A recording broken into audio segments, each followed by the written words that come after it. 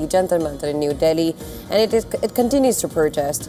The Delhi police has appealed for calm and caution against misinformation after more than 118 police personnel were injured in a large-scale protest in the central Delhi on Monday. While the Cockroach Janata Party has alleged excess by cops as protesters marched ahead, the police has alleged that the protesters behaved aggressively and resorted to violence.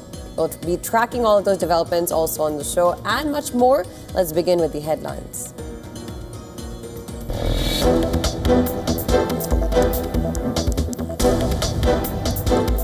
US military says it has completed new strikes on Iranian command centers, missile sites, drones and air defenses to weaken its ability to target shipping in Hormuz Strait.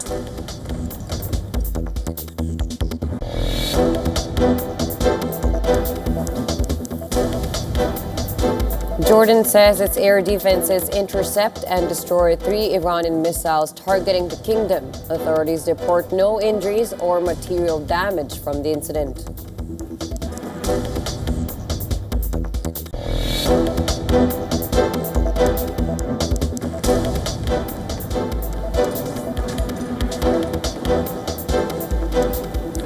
Iran says it targeted a US military base in Kuwait with missiles, claiming it struck HIMARS systems at Camp Arif Jan.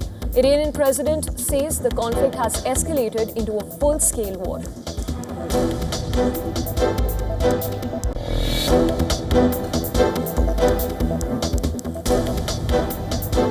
Ukrainian strikes on Russia's Belgorod region kills 6 people, while Kyiv reports 8 deaths from Russian attacks. Both sides exchange strikes as fighting intensifies, with US-led peace talks remaining stalled.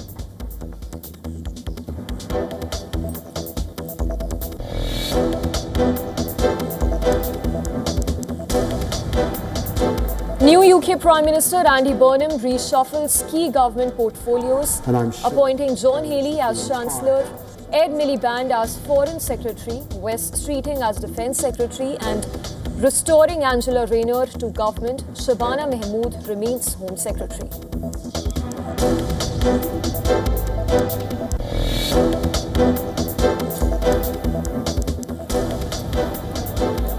At least 20 people killed and over 100 remain missing after severe flooding hit Afghanistan Nuristan province. Rescue teams recover bodies while many residents, including officials, are still missing as search efforts continues.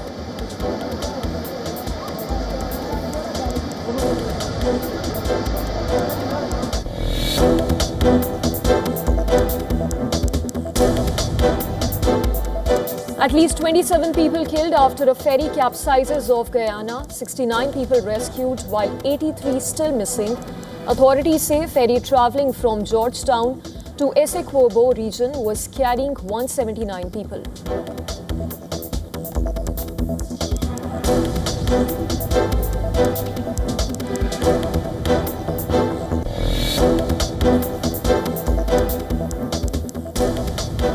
Trump has announced new 50% tariffs on many Canadian imports, escalating trade tensions. Canada has condemned the move as a violation of USMCA and says it is ready to intensify talks while businesses warn of possible retaliation.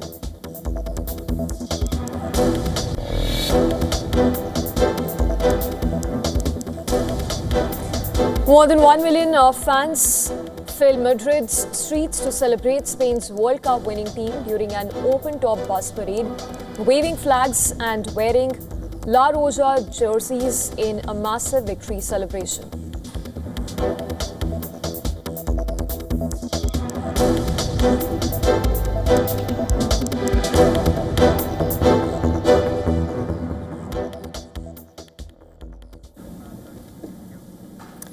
And tensions are escalating across West Asia, with Iran-US conflict threatening to spiral furthermore. Well, Iran says that it has now engaged in a full-scale war with the US as Washington announced a fresh round of strikes that targeted Iran. Now, this follows President Donald Trump's warning that Tehran would pay many times over for every American soldier killed. 3 have been killed recently, 1 in Iraq and 2 in Jordan, bringing the total number of confirmed American fatalities in the war to 17. The U.S. Central Command said that the new round of strikes were designed to further degrade Iranian military capabilities used to attack shipping in the Strait of Hormuz. Iran, meanwhile, said that it has stepped up its retaliation. It has claimed to have targeted a U.S. military base in Kuwait, striking camp at Arifjan with surface-to-surface missiles. According to Iranian military, the attack hit U.S. Army HIMARS system deployed at the base. The claim follows earlier strikes that Iran says targeted U.S. military bases and assets in Bahrain, Jordan, and Syria. As the two sides trade strikes over control of Hormuz, a British maritime agency said an unknown projectile struck a tanker off the coast of Oman. Iran's Yemeni allies, the Houthi rebels, meanwhile, threatened to broaden the war even further by announcing that they would blockade Saudi ports. Now, such a move by the Houthis would put at risk Riyadh's ability to bypass the flashpoint Strait of Hormuz for some of its oil exports and could have major repercussions on the global economy at large. Well, Saudi Arabia and Houthis traded fire last week for the first time in years, threatening a 2022 truce, but the rebels have largely remained on the sidelines since Israel and U.S. attacked Iran in February. Now, Saudi Arabia strongly condemned the threat from what it called the Houthi militia and said it continues to support the brotherly Yemeni people and their legitimate government.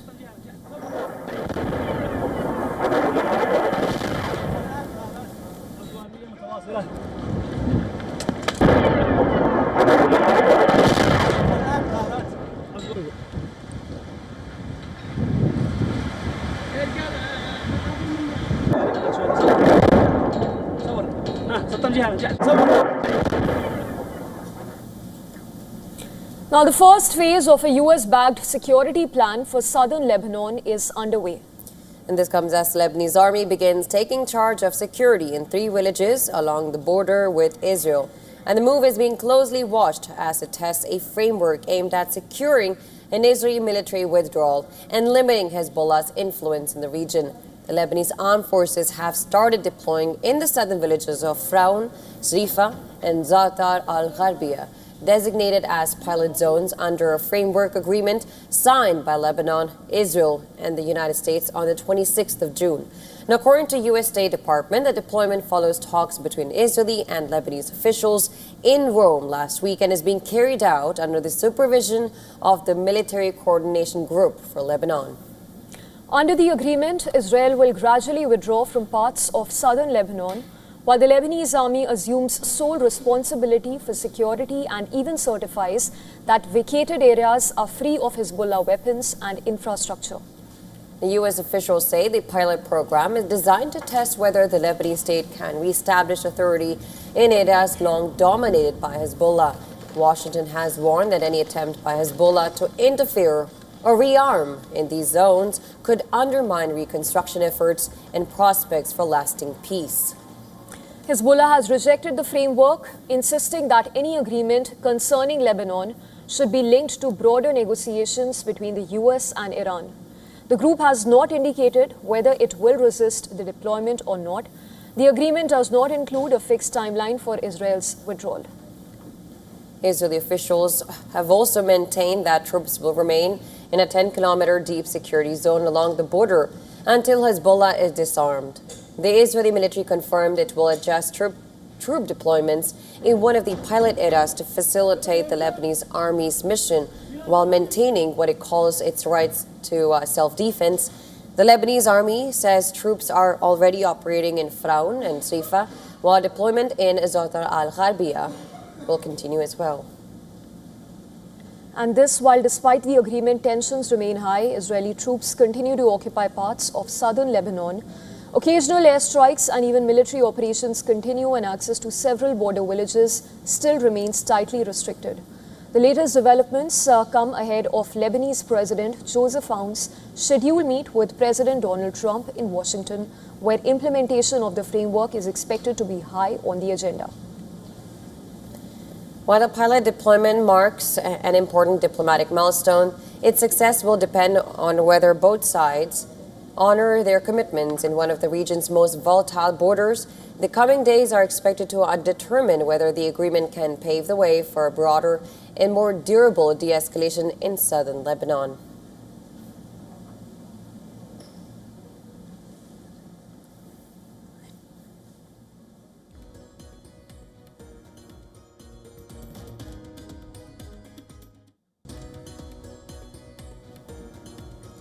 Ukraine has launched hundreds of drones targeting Moscow a day after Kyiv was hit by one of the heaviest barrages of ballistic missiles of the war. Well, this escalation comes as protests continue in Kiev for fifth day against Ukrainian president over the dismissal of defense minister in the country. Well, no, Russia said it intercepted around 400 Ukrainian drones targeting Moscow overnight. Several areas near the capital reported damage to homes and infrastructure, with reports that drones struck an oil depot and a logistics center. Ukraine's President Volodymyr Zelensky said Ukrainian forces also targeted 2 Shadow Fleet tankers and 4 cargo ships in the Black Sea. At least 10 people were reported injured, including a child and 3 Chinese nationals. Meanwhile, Ukrainian strikes on Russia's Belgorod region killed 6 people. According to local authorities, the drone attack hit a passenger bus near the Ukrainian border that killed 5 civilians, including a child, and injured more than 20 others, while a separate Ukrainian strike on a car wash in Belgorod city killed another person. Ukraine reported deadly Russian attacks on several cities, including Pavlograd, Kramatorsk, Odessa, and Zaporizhia. Officials said 8 people were killed in those strikes in Zaporizhia. Firefighters worked to control multiple blazes after Russian airstrikes hit the southern Ukrainian city. Well, 1 person was killed and 9 others were wounded. The attacks destroyed garages, damaged buildings and vehicles, and sparked a large fire that covered around 500 square meters. A warehouse and nearby vegetation were also set ablaze as emergency crews battled the flames. Rescue workers were seen carrying out search and rescue operations through the rubble of damaged residential buildings in Zaporizhia, looking for missing people after the strike. The rescue operation is ongoing. According to preliminary information, 1 woman is stuck under a concrete block, and a girl around 10 years old is also under the rubble. All services are working. We're taking turns. It's very dangerous because the blocks are hanging on very thin fittings. Meanwhile, Ukrainian President Volodymyr Zelensky has welcomed support from UK's new Prime Minister Andy Burnham, who pledged continued backing for Kyiv. At the same time, protests over the dismissal of Defense Minister Mikhailo Fedorov have entered their 5th day, with demonstrators gathering in Kiev and calling for government action. The protests have added pressure on Zelensky as he seeks to prevent divisions within Ukraine while the war with Russia rages on.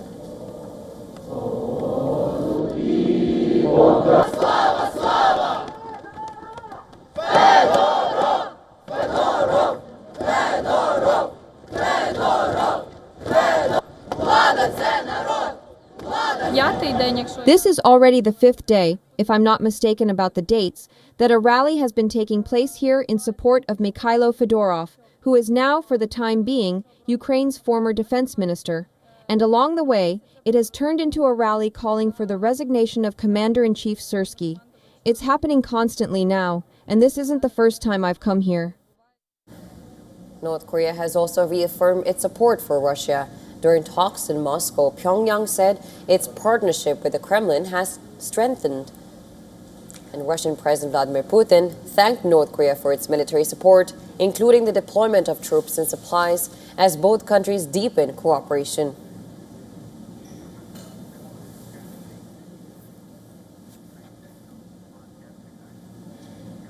Shifting focus to UK then, where Andy Burnham has pledged to bring back hope to the country as he begins his tenure as Prime Minister with massive cabinet shake-up.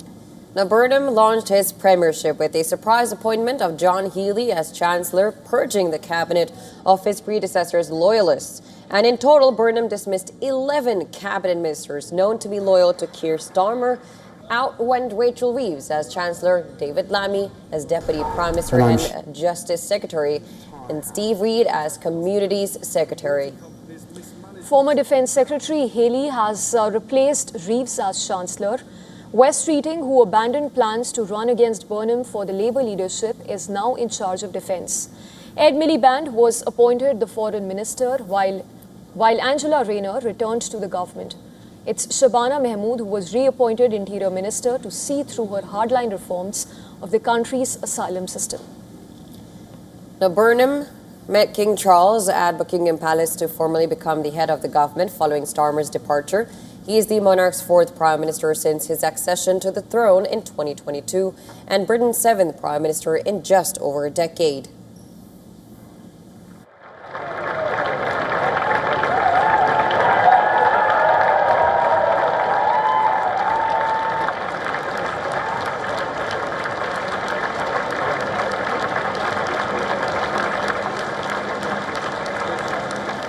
Before Andy Burnham entered 10 Downing Street, he said that the country needed to show the world that it could regain stability and pledged to create a new political model and build a new economy.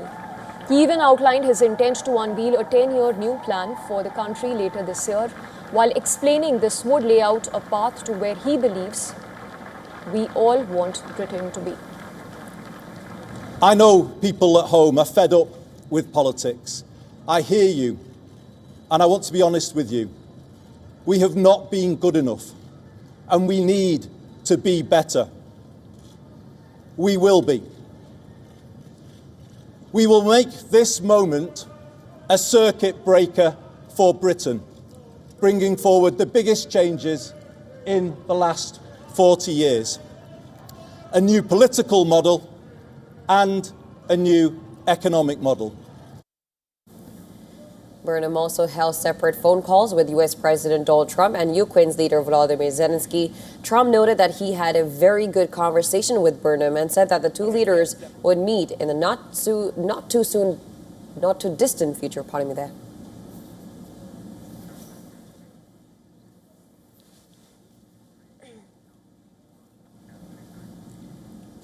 Now, protests outside a federal building in New York City turned violent after a man allegedly set the entrance on fire. Now, while the suspect has been taken into custody, 3 people suffered minor injuries that included 1 civilian and 2 government employees. According to authorities, the incident occurred during an anti-ICE protest. The suspect was identified as 43-year-old U.S. Army veteran Andrew Arabaka, who allegedly poured gasoline at the entrance of 26 Federal Plaza, set it on fire and ignited fireworks while carrying anti-ICE literature. Investigators recovered 2 axes, a hammer, a machete, 3 fixed blade knives and 6 fireworks or incendiary devices. The suspect's vehicle was seized pending a search warrant.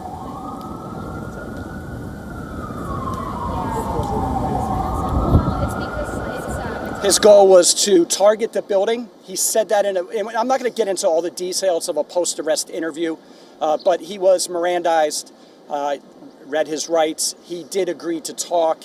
In that post-arrest interview, he did say he was targeting the building and he was okay if he hurt or killed people going in and out of the building, whether they were federal employees or civilians. The building also houses the FBI's New York field office. The Federal Protective Service officer and 2 others suffered minor injuries during the incident. The FBI described the suspect as an anti-American, anti-government extremist. Prosecutors say the investigation is ongoing and no charges have been finalized. Officials even said that the suspect served in the U.S. Army from 2001 till 2005 and maintained Patriot missile systems. He had traveled to Lower Manhattan the night before the attack and was later traced to his home in Harlem. New York City Mayor Zohran Mamdani called the incident deeply disturbing, adding that he was relieved that no one was seriously injured in the incident. What occurred outside of 26 Federal Plaza this morning was deeply disturbing. I'm relieved that no one was seriously injured and that a suspect is in custody. My team is in touch with our NYPD, and we will be supporting the federal investigation. Our administration will continue to ensure that every New Yorker is safe in their city and that we hold anyone accountable who threatens them.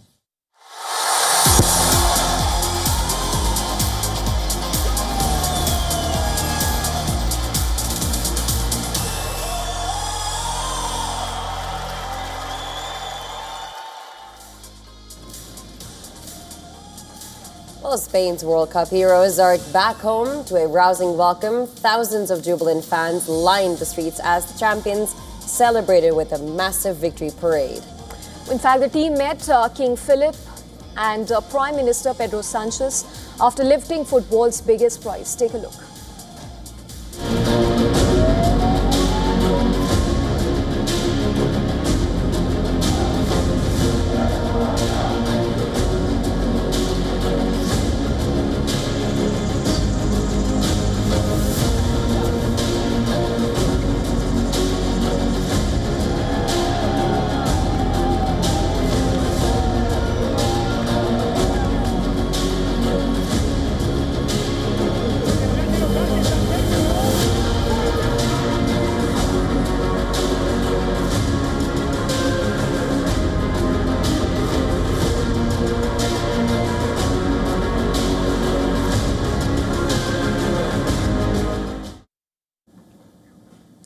Well, the deepest, darkest enigmas of our universe are finally stepping into the light.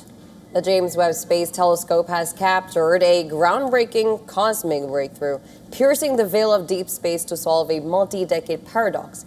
Astronomers have finally uncovered how the most destructive monsters in existence sustain their terrifying growth.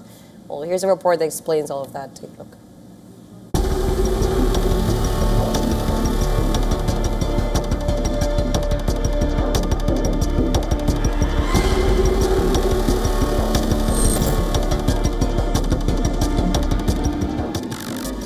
Imagine a place where gravity becomes so powerful that the laws of everyday physics begin to break down. A place where planets and even stars can be torn apart. Where entire clouds of gas disappear forever. Where even light cannot escape. That is a black hole.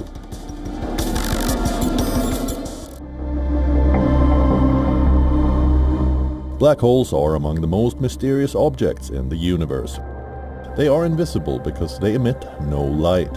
Scientists detect them only through their enormous gravitational pull and the effect they have on the matter around them. The largest of them all are supermassive black holes. These cosmic monsters sit at the center of almost every large galaxy, including our own Milky Way. Some contain millions, even billions of times the mass of our Sun. For decades, astronomers have struggled with one fundamental question. How do these giants continue growing when they often blast away the very gas they need to survive? The answer has remained one of astronomy's greatest mysteries until now.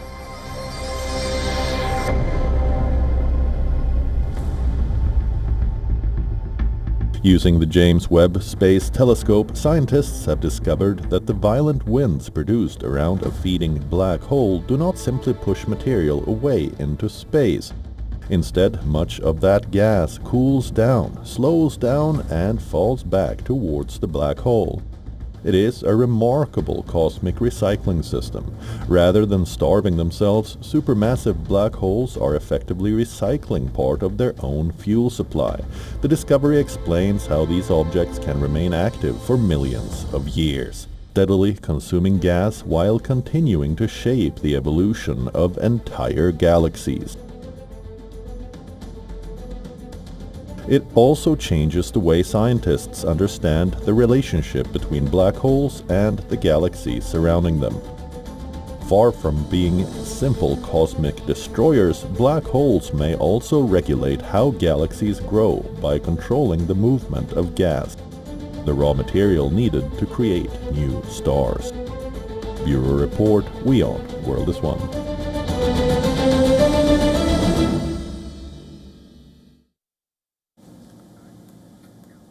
All right, if it's time for a very quick short break on World Day, we'll be back with more news and updates. We leave you with some images drawing our attention from around the world. To come back, rest on the other side.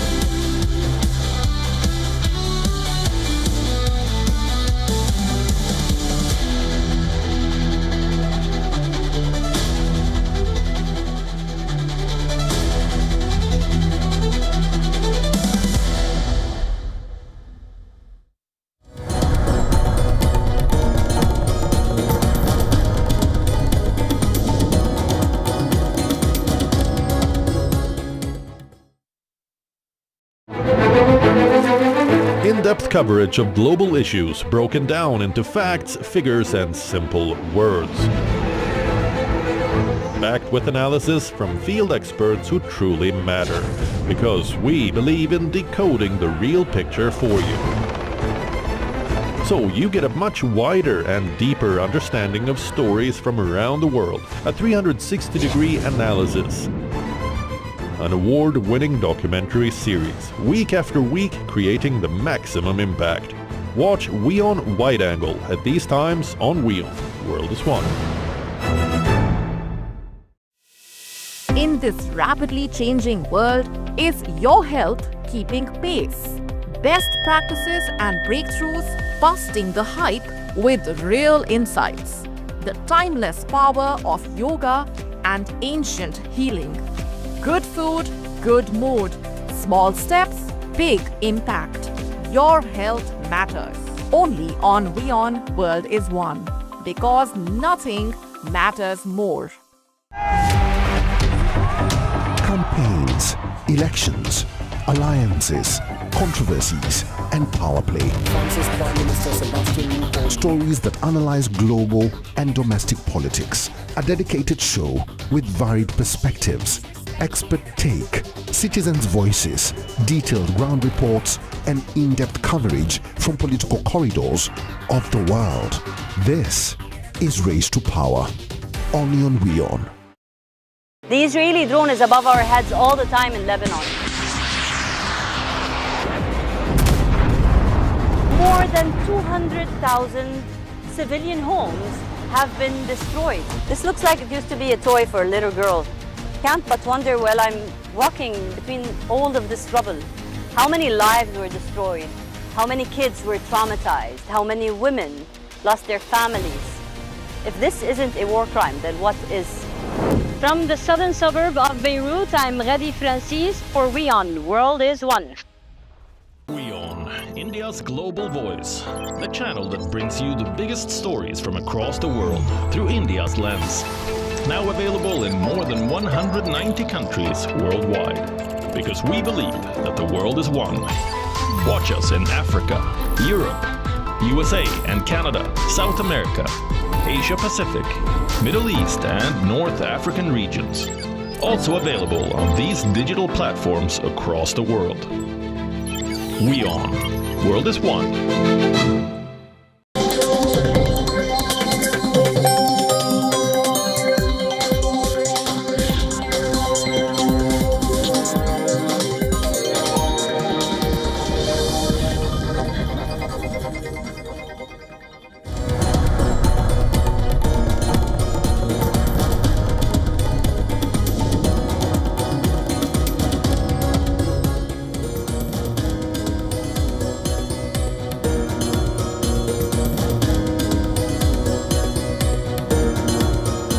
Welcome back. Thanks for staying with us. You're watching WION World is One with me, Dotsa Kumar, my colleague Samisha Srivastava. This is World DNA. Let's begin with the headlines.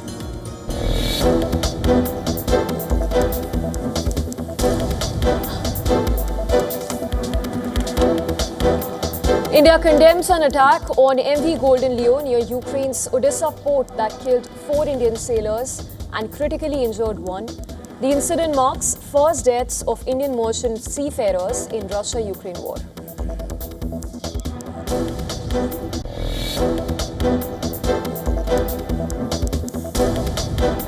Iran's Revolutionary Guard say they target U.S. military sites in Bahrain and Kuwait, striking air defense systems, radars, and other facilities. The guards warn of further drone and missile attacks.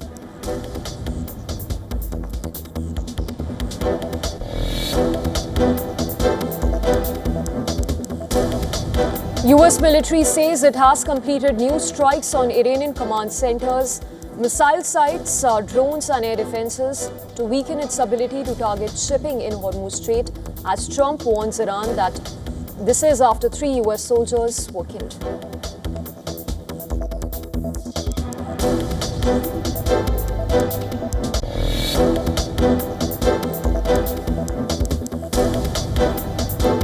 Jordan says its air defenses intercept and destroyed 3 Iranian missiles targeting the kingdom. Authorities report no injuries or material damage from the incident.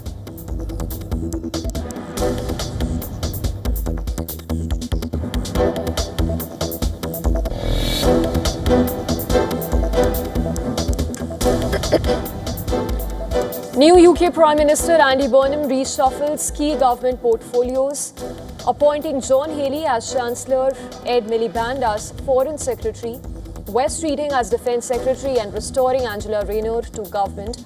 Shabana Mahmood remains Home Secretary.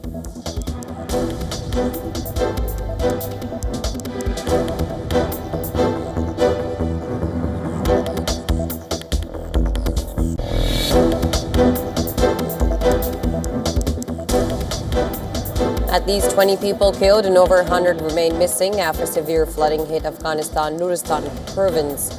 Rescue teams recover bodies while many residents, including officials, are still missing as search efforts continue.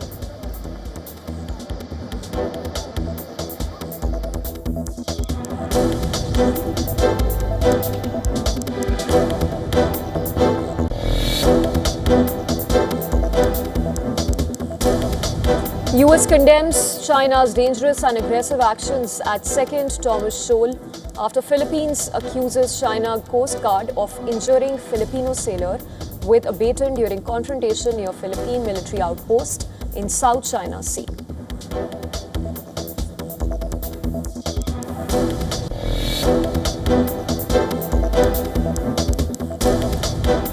South Korea's early July exports climbed to a record high, fueled by robust global demand for AI chips. The strong trade data highlights the country's growing semiconductor strength and signals continued momentum for its export-driven economy.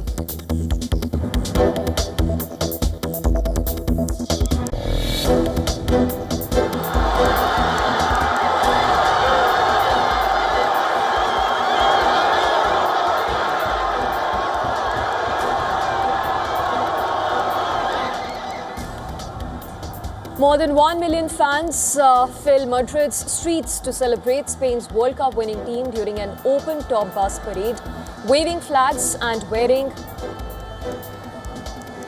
La Roya jerseys in massive victory celebrations.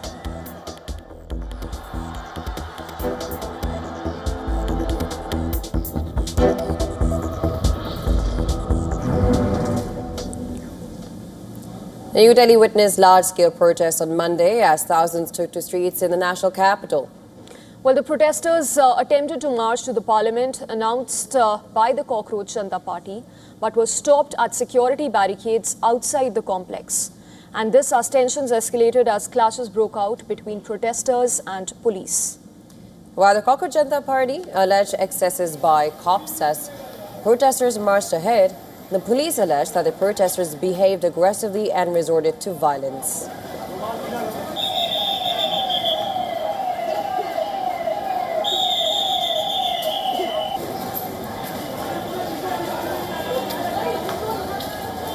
Senior officers were injured during the incident. It said that despite repeated warnings and instructions to disperse, the protesters refused to move and violated the restrictions in place. The police said the protesters tried to break through barricades, threw stones and other objects at personnel, and damaged police and government vehicles. They also alleged that the public property was vandalized during the protest. Following the clashes, around 70 protesters have been detained. Meanwhile, Cockroach Janta Party has said that the protest would continue. Its leaders even alleged that police personnel used force against protesters and beat them without any reason during the demonstrations. According to reports, a few demonstrators sustained injuries during the baton charge and were administered first aid at the scene.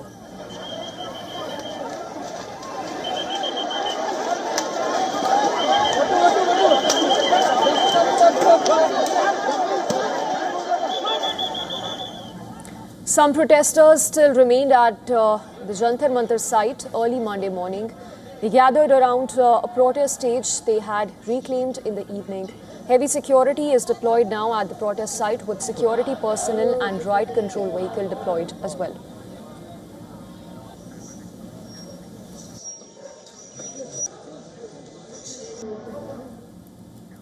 In other news then, India has made it clear that the Indus Waters Treaty in its current form cannot continue. Now, New Delhi says the 1960 agreement has been fundamentally undermined by Pakistan's continued support for cross-border terrorism, and this at the same time India is accelerating major hydroelectric projects in Jammu and Kashmir in order to fully utilize its share of the Indus waters. Well, according to sources familiar with the matter, New Delhi's position, who are familiar of New Delhi's position, told WION that Indus Waters Treaty in its present form will not function again, and made it clear that staying in this treaty is not in India's interest. The sources even told WION that Pakistan has breached the very foundation of the agreement through continued cross-border terrorism. India placed the treaty in abeyance in 2025 following the Pahalgam terror attack, which was carried out by Pakistan-trained terrorists. Officials now say a return to the pre-2025 framework is highly unlikely. Any future agreement, if negotiated, would have to reflect present-day realities, including climate change, glacier retreat, changing river flows, rising water demanding, and new technology and security concerns. The treaty, brokered by the World Bank in 1960, allocated the waters of the Indus River system between India and Pakistan.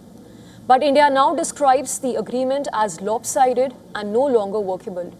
Sources state that any movement depends entirely on Pakistan taking credible action against cross-border terrorism. Meanwhile, India is moving ahead with plans to still fully utilize its share of the Indus waters. The 624 megawatt Kuru and 1000 megawatt Pakardur hydroelectric projects are expected to be commissioned this year. New Delhi also plans to add another 5,500 megawatts of hydroelectric capacity in Jammu and Kashmir through projects including Saulkot, Rakle, Uri, Dayasti, Stage 2 and Quad. Sources also pointed out that Pakistan has objected to more than 70 Indian water projects while failing to modernize its own water infrastructure. In fact, despite the treaty remaining in abeyance, India says that it shall continue sharing flood data with Pakistan through diplomatic channels, as it did last year too.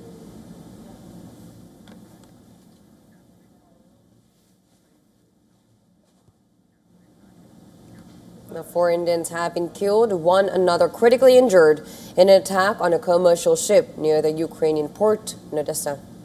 Well, the ship MV Golden Leo had 17 crew members on board at the time of the attack, which included 5 Indian nationals. Ukraine accused Russia of targeting the Guinea-Bissau flagged vessel in the Black Sea region. Kiev even said that the vessel was hit by 3 Russian cruise missiles, sparking a fire. India's foreign ministry has condemned the strikes. In a statement, the ministry has said that targeting commercial shipping and endangering civilian crew or otherwise impeding freedom of navigation and trade was deplorable and should be avoided. The ministry also said that its mission in Ukraine is closely monitoring the situation and is making every possible effort to extend all possible assistance to those affected. Ukraine says 8 of the 17 crew members were rescued, while 9 crew members and a maritime pilot were killed in the attack. Well, among those killed include a resident of Kerala. The Kerala Chief Minister's office has directed NORCA to contact the Russian consulate and the Ministry of External Affairs to obtain further details about the incident.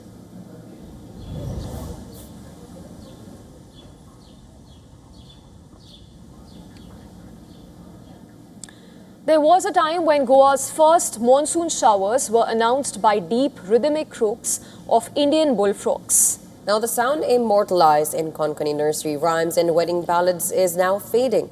Once called the harbinger of prosperity and abundant rainfall, Indian bullfrog has become increasingly scarce.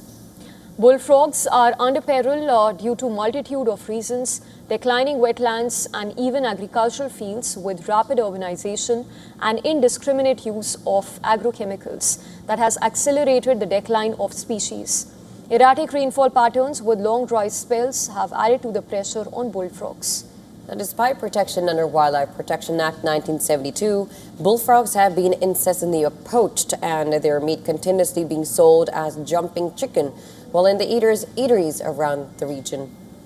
Ecologists describe frogs as sentinel species whose health reflects conditions of wider ecosystem. Their decline can even trigger an increase in pest population, greater reliance on chemical pesticides, and even disruption in food chain, ultimately affecting agriculture and human life.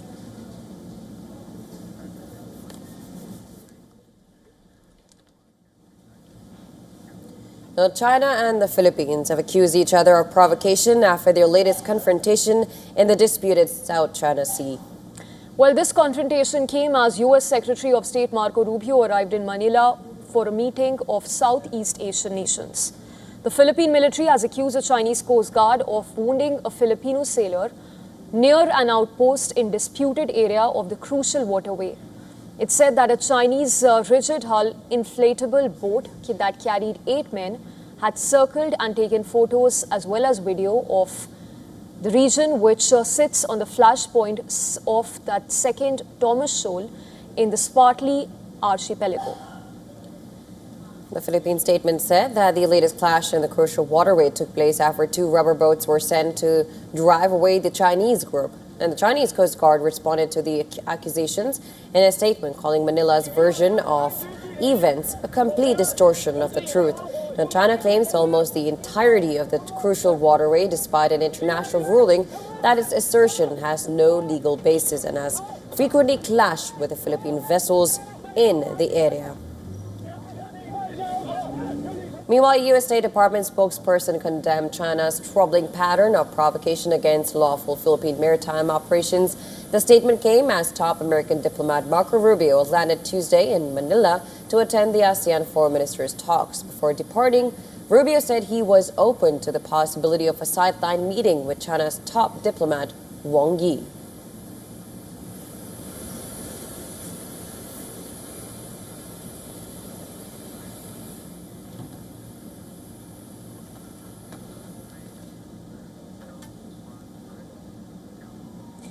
Well, UK prosecutors have charged 28-year-old Joshua Kerry with the murder of veteran right-wing politician Anne Widdecombe.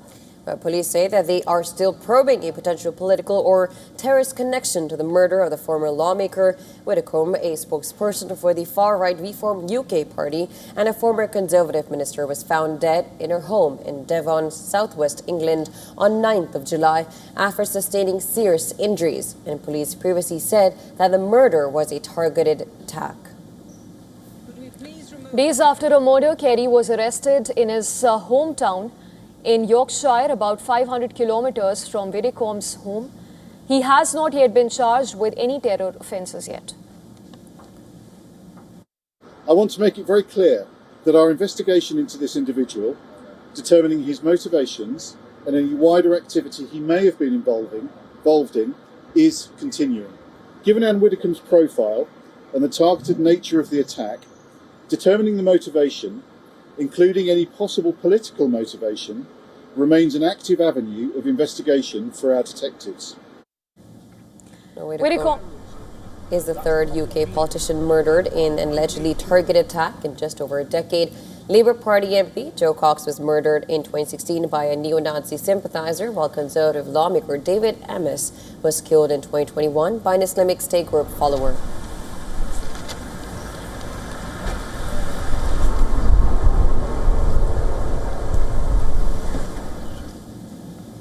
Now, Berlin's July 20th commemoration marking 1944 failed assassination of Hitler was disrupted when resistance dissidents tried to remove an AfD wreath, sparking a scuffle.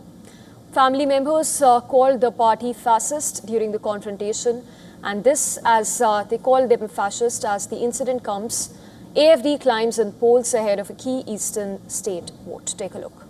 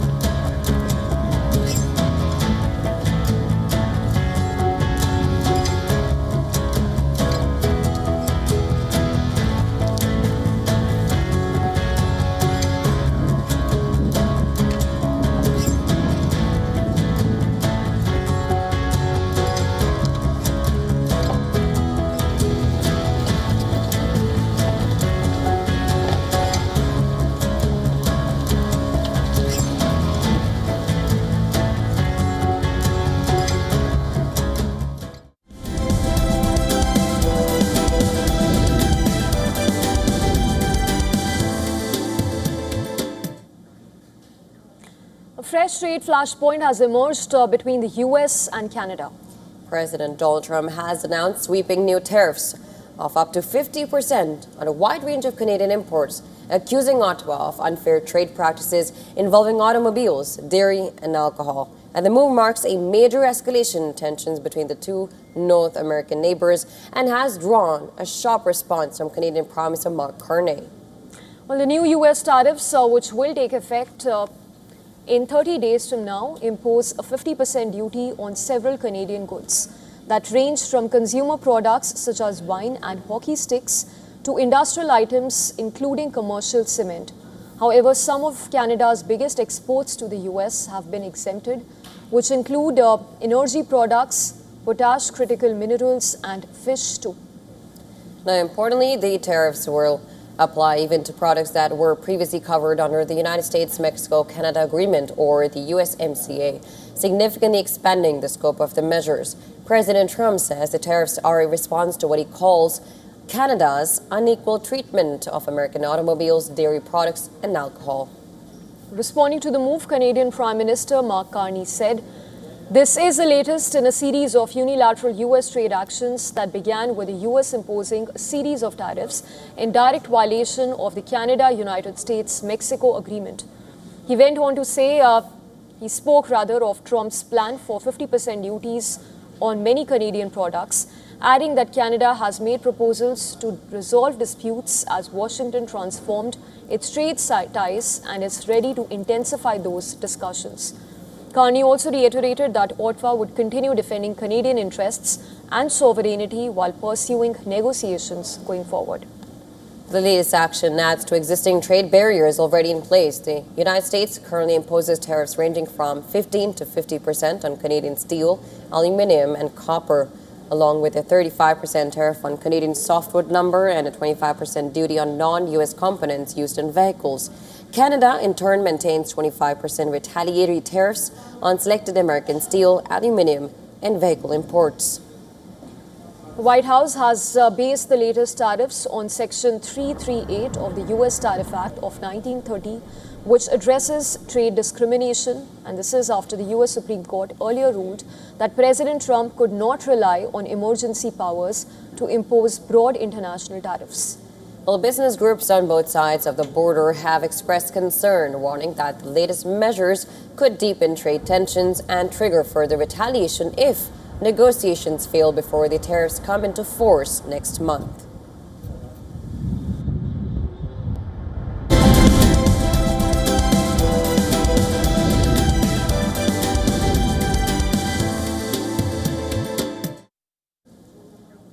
Now, Meta is facing trial in the U.S. state of Tennessee over claims that Instagram's design has contributed to a youth mental health crisis. The case is part of a growing legal challenge questioning whether social media platforms were deliberately designed to keep young users addicted. Tennessee has accused Meta of violating the state's consumer protection law by knowingly designing Instagram to encourage compulsive use among teenagers, while misleading the public about the platform's safety.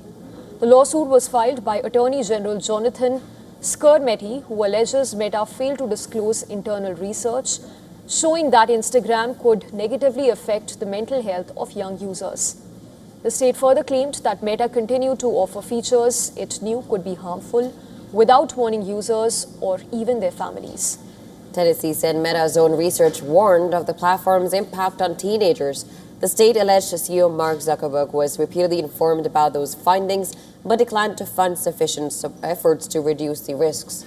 The lawsuit also targeted platform features, including autoplay, reels, constant notifications, and disappearing content, which the state said encourage excessive and compulsive use. Tennessee is seeking financial penalties as well as a court order requiring Meta to modify Instagram features that it believes are harmful to young users. Meta has rejected the allegations, saying that it has spent the past decade developing age-appropriate safety measures and parental controls to protect teenagers.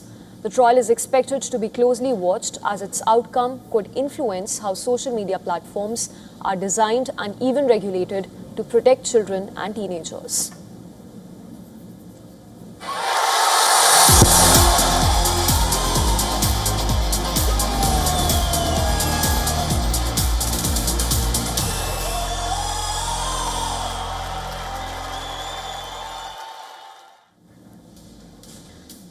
captain Rodri has been named the best player of the World Cup. The midfielder has won the Golden Ball after playing a key role in Spain's title-winning campaign. And with the triumph, Rodri has cemented his status as one of the greatest midfielders of this era. Rodri became the second Spanish captain after Iker Casillas to lift the biggest prize in the sport, and massive credit has to be given to their midfield general, Rodri, who controlled the pace of games throughout the tournament. And not only was he named player of the match for the final, he also received the prestigious Golden Ball. After achieving this triumph, Rodri has registered his name in the elite list of players who have won a World Cup, Golden Ball, a UEFA Champions League and a Ballon d'Or. So far, only 3 other players have achieved this feat: Paolo Rossi, Zinedine Zidane and Lionel Messi. Rodri has enjoyed incredible success with the national team. He has won the European Championship, UEFA Nations League, and now he has the biggest title of them all, the FIFA World Cup. Rodri's individual trophy cabinet is also something to behold. He was the player of the tournament at Euro 2024 and was also the 2023 Champions League Player of the Season.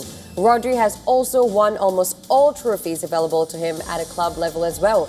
The Manchester City midfielder has quote-unquote completed football.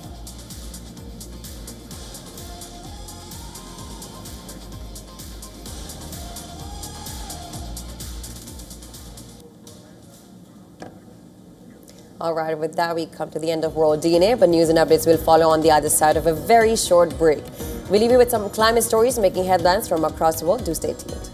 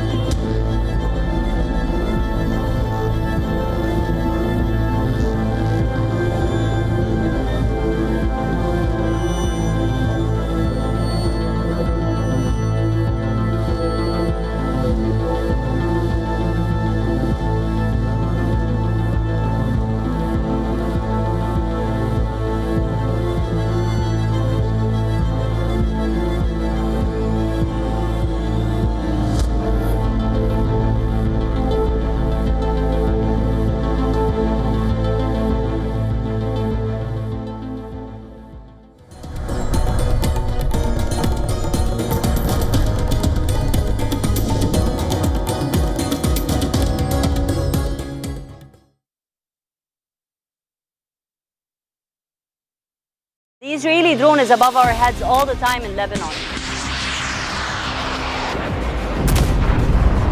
More than 200,000 civilian homes have been destroyed. This looks like it used to be a toy for a little girl. Can't but wonder while I'm walking between all of this rubble, how many lives were destroyed, how many kids were traumatized, how many women lost their families. If this isn't a war crime, then what is? From the southern suburb of Beirut, I'm Radi Francis for WION The World is One. Know more, understand better, think ahead. Hello and a very warm welcome. You are watching Gravitas with me, Molly Gambhir.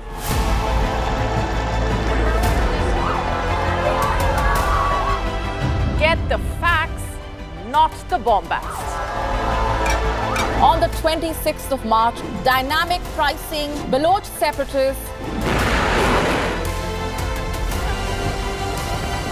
Gravitas cuts out the clutter.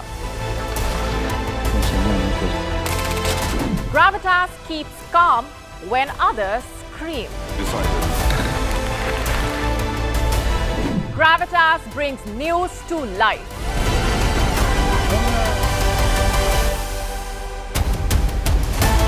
Weekdays 9 p.m. IST, 3:30 p.m. GMT. Gravitas. Seeing is believing.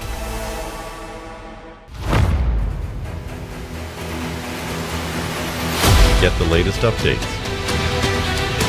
Breaking news. Credible, clear, continuous. Experts across aisles. Diverse voices, one platform. WION World is one. In this rapidly changing world, is your health keeping pace? Best practices and breakthroughs busting the hype with real insights. The timeless power of yoga and ancient healing. Good food, good mood. Small steps, big impact. Your health matters. Only on WION World is One. Because nothing matters more. Campaigns, elections, alliances, controversies, and power play. Stories that analyze global and domestic politics. A dedicated show with varied perspectives, expert take, citizens' voices, detailed ground reports, and in-depth coverage from political corridors of the world. This is Race to Power, only on WION. WION, India's global voice, the channel that brings you the biggest stories from across the world through India's lens. Now available in more than 190 countries worldwide. Because we believe that the world is one. Watch us in Africa, Europe, USA and Canada, South America, Asia Pacific, Middle East and North African regions. Also available on these digital platforms across the world. WION. World is one.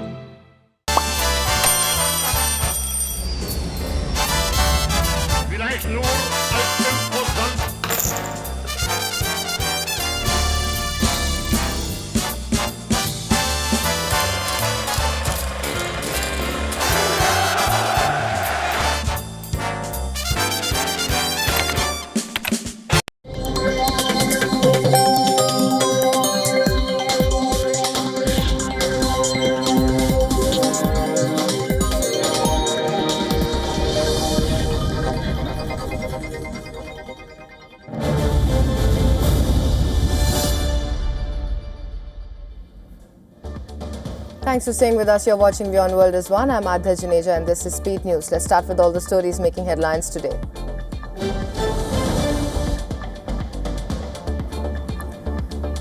The US military says it has completed its latest round of strikes on Iran, marking the 10th consecutive night of attacks. The Pentagon said the operation targeted Iranian military command centers, missile and drone launch sites, maritime capabilities and air defense systems. Washington says the strikes are aimed at weakening Iran's ability to threaten commercial shipping in the Strait of Hormuz. The latest action comes as President Donald Trump warns Iran following the deaths of 3 US soldiers, with tensions continuing to rise across the region.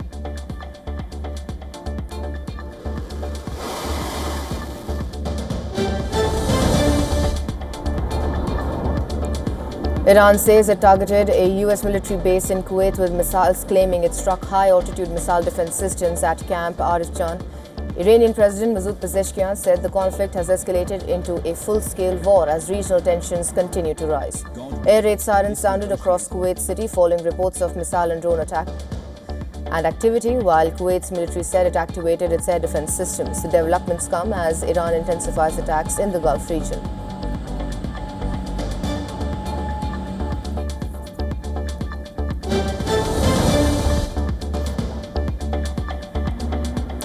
Jordan's army says its air defense systems intercepted and destroyed 3 Iranian missiles targeting the kingdom. The military said the missiles entered Jordanian airspace from Iranian territory and were successfully downed.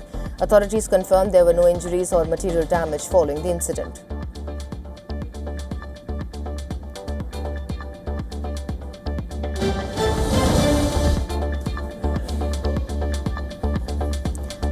The United Kingdom Maritime Trade Operations Agency says it has received multiple reports that a tanker was struck by an unknown projectile in the Strait of Hormuz, according to UK MTO.